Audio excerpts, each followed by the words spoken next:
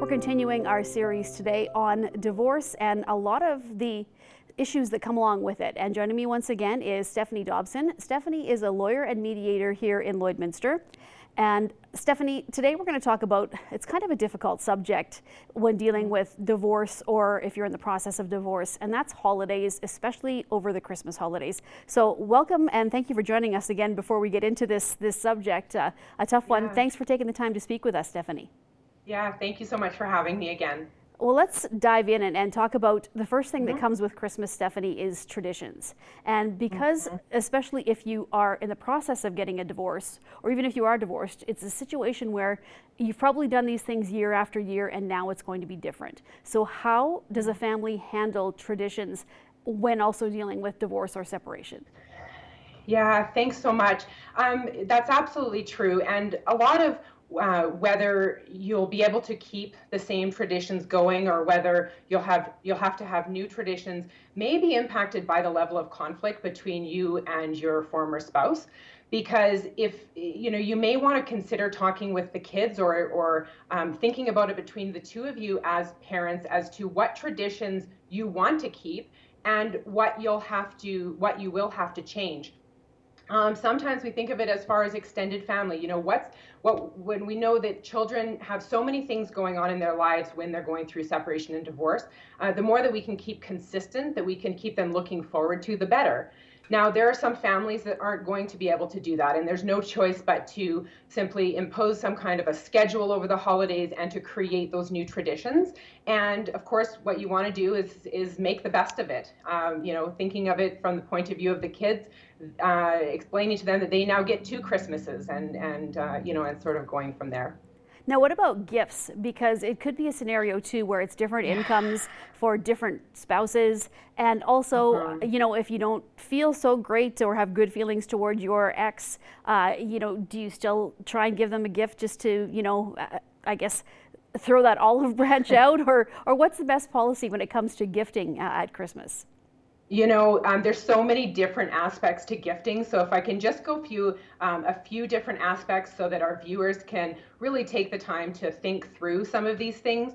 So the first thing is to establish, if you can with your co-parent, is to establish rules around the gifting. So as you mentioned, there could be 2 different sets of income between the families, and we want to try to create some consistency. We don't want there to be one home where the kids get a ton of stuff and the other home, the kids don't really have the opportunity to have very much because of that disparity. So if the two of you can come up, if the parents can come up with sort of some spending limits or some rules around that gifting, and even especially when it's your first Christmas, a lot of times parents will want to try to gift together.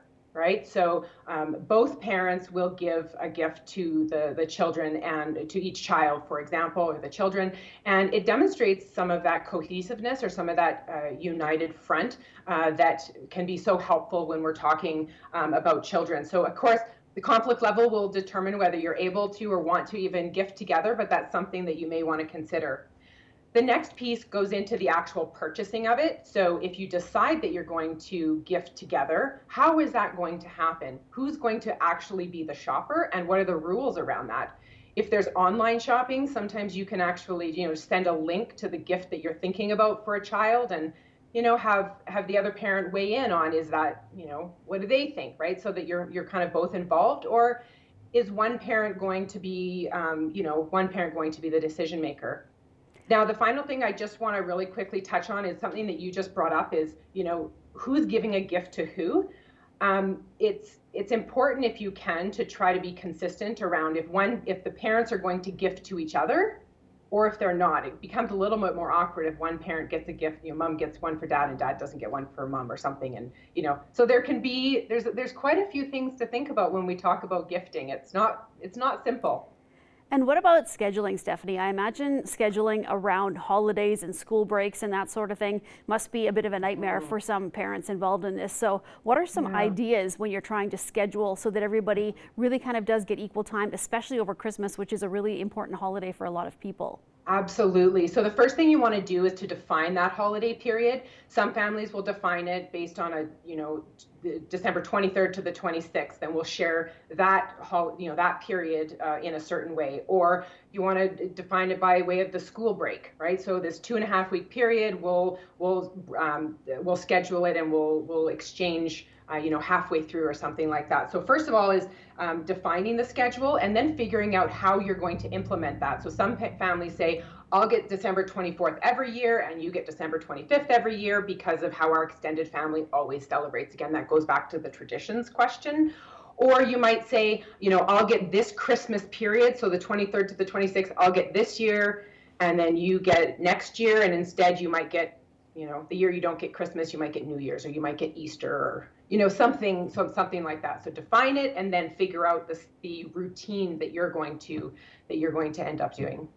Okay, well, Stephanie, we want to thank you for joining us today. And, people have a lot of questions about this, so we are inviting them to reach out to you or they can email us here. But if people want to contact you and even just with a few questions about divorce and planning and that sort of thing, what's the best way to do that, Stephanie?